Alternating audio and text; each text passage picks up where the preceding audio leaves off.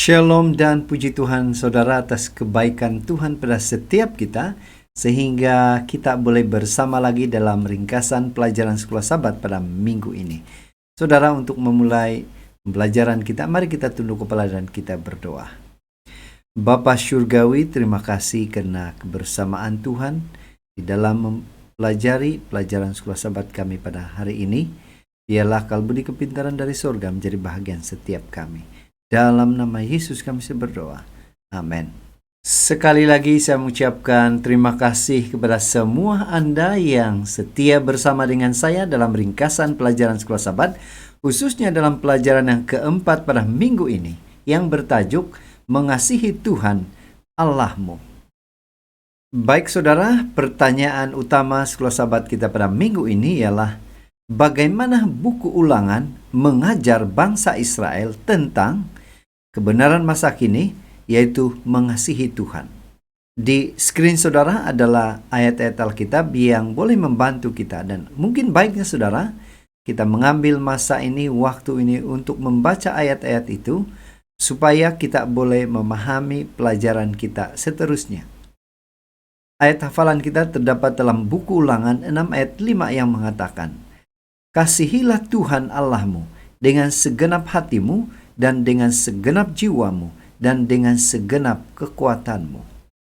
Pada minggu ini saudara, sebelum kita masuk di dalam perbincangan atau pembahasan Sekolah Sabat kita, Sekolah Sabat kita membahas 3 tema utama, yaitu kasih dan Tuhan.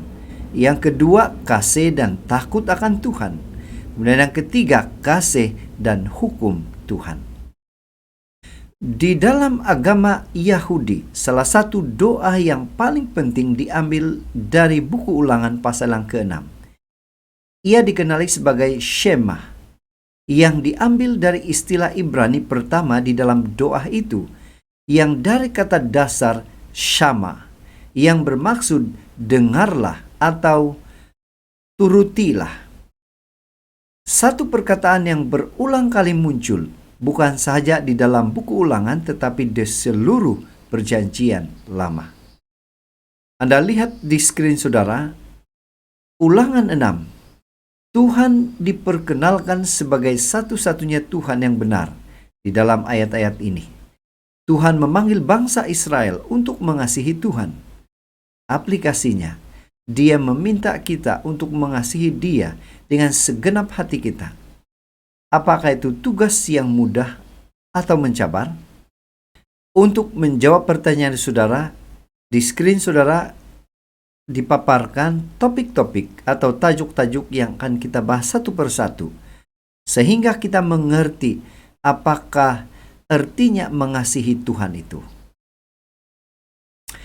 Kita langsung ke tajuk yang pertama, yaitu mengasihi Tuhan.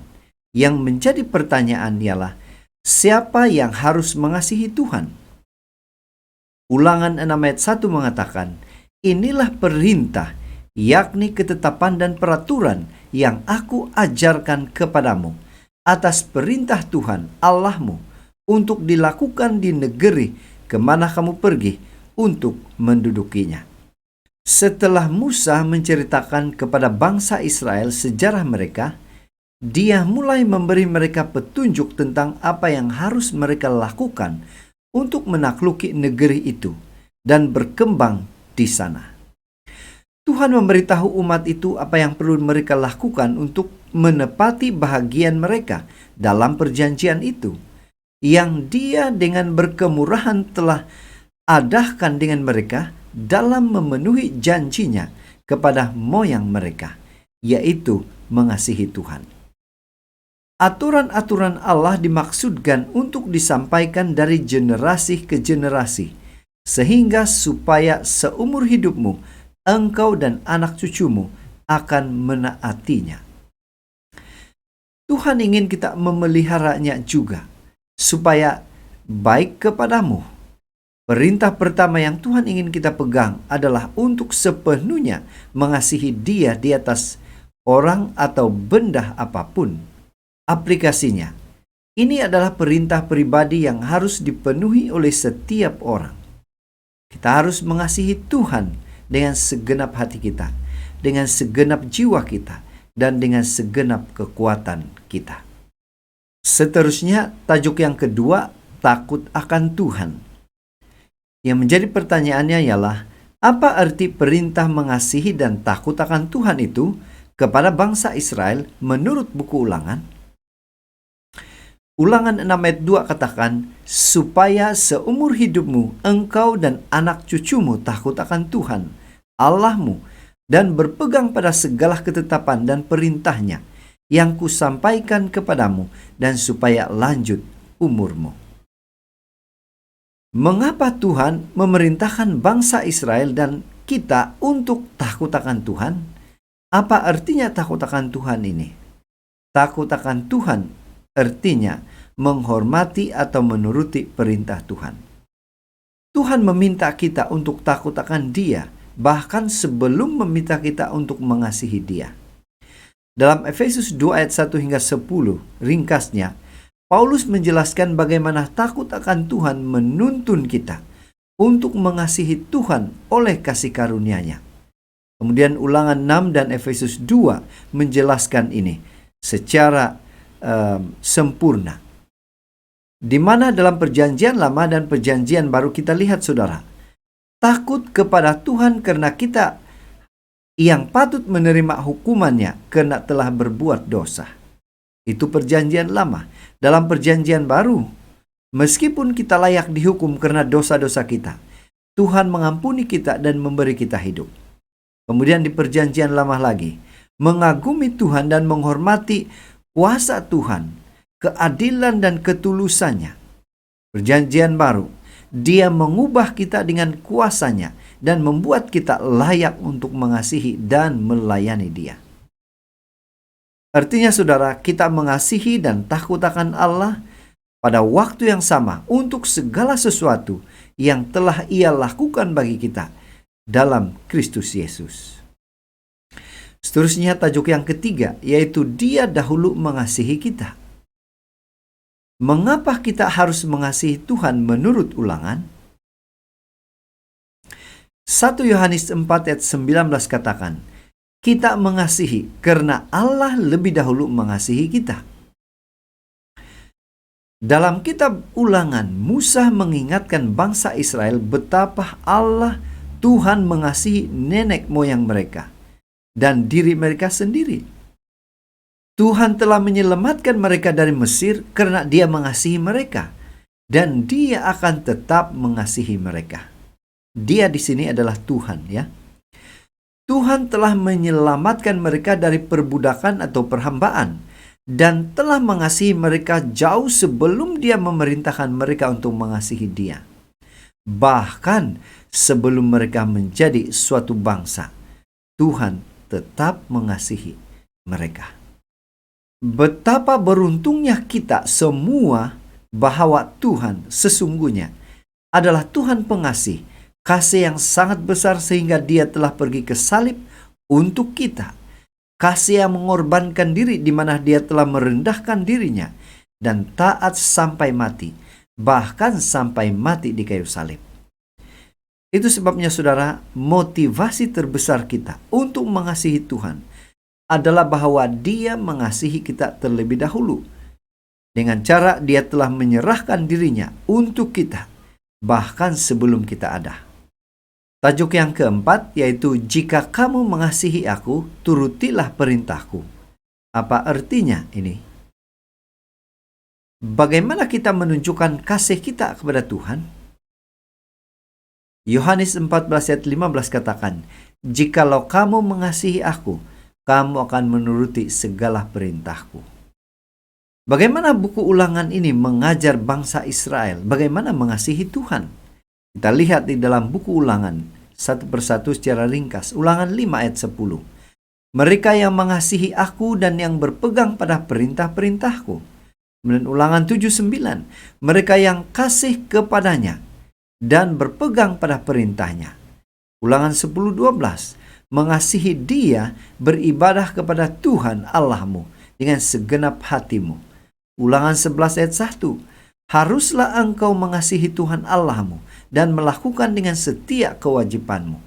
Ulangan 19 ayat 9 katakan, Mengasihi Tuhan Allahmu dan dengan senantiasa hidup menurut jalan yang ditunjukkannya. Kalau kita perhatikan saudara dalam pembacaan kita, mengasihi Tuhan erat kaitannya dengan menaatinya atau menuruti perintah itu. Pada saat kita mengasihi Tuhan dan memahami apa yang telah Tuhan lakukan bagi kita, kita mengungkapkan kasih itu kepadanya dengan menaati perintah-perintahnya, karena hal itu menyenangkan atau menggembirakan Tuhan. Menuruti perintah samalah artinya dengan mengasihi Tuhan. Seterusnya tajuk yang kelima, hukum yang pertama. Bagaimana kita seharusnya mengasihi Tuhan? Apakah ada kaitan dengan hukum yang pertama? Apa hukum pertama itu sebenarnya? Markus 12 ayat 29 sehingga 30 katakan, jawab Yesus, hukum yang terutama ialah dengarlah hai orang Israel, Tuhan Allah kita, Tuhan itu Esa, kasihilah Tuhan Allahmu dengan segenap hatimu dan dengan segenap jiwamu dan dengan segenap akal budimu dan dengan segenap kekuatanmu. Dalam banyak cara, perjanjian lama membentuk latar belakang, konteks, dasar bagi perjanjian baru. Kedua-dua kitab perjanjian ini, lama dan baru, menyatakan kebaikan dan kasih Tuhan. Yesus merangkumkan perintah-perintah itu dengan mengutip Shema, yaitu dengarlah dan turutilah. Kasih adalah kunci untuk menaati perintah-perintah Tuhan. Ini adalah jenis kasih yang istimewa. Kasih kepada Tuhan ini datang dengan mengenalnya secara intim dan memiliki hubungan yang dekat dengan Tuhan. Seluruh keberadaan kita dipenuhi dengan kasih ini. Hati, jiwa, pikiran, dan tubuh kita. Pada akhir zaman, kesetiaan kita kepada Tuhan akan diuji. Mereka yang mengasihi Tuhan dan tetap taat kepadanya, bahkan ketika diancam dengan kematian.